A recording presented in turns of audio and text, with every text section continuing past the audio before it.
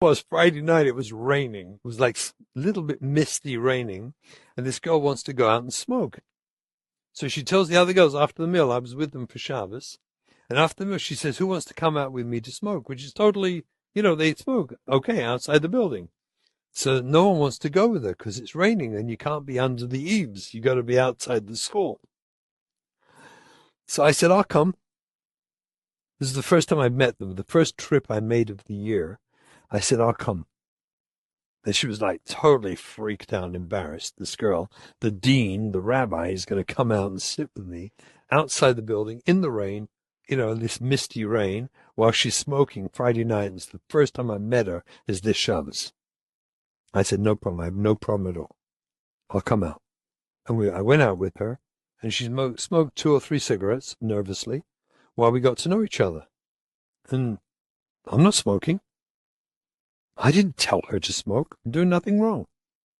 I'm not condoning it. She knows I don't approve of smoking. But I'm there with her because she's a person, and I'm interested in her. And she went through 2 or 3 cigarettes. I didn't say a word to her, just interested in her and her story, who she is. I come back to school 6 weeks later on my next visit. I used to go like 7 times a year to work with the girls. We had a staff. We had a whole staff, but I went to help them. I was living in Lakewood at the time. And I come back, and this girl is beyond excited to meet me. And when she meets me, she can't wait to tell me, Rabbi Russell, I'm Shomeris Shabbos.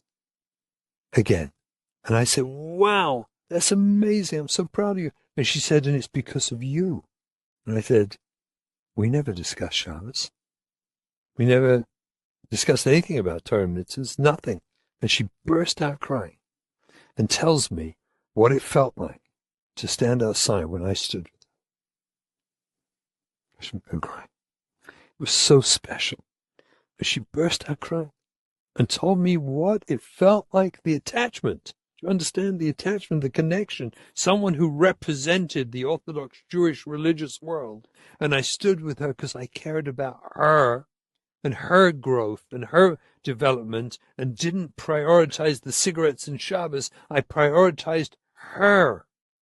And she took that experience and she decided to be Shomer Shabbos. That's attachment.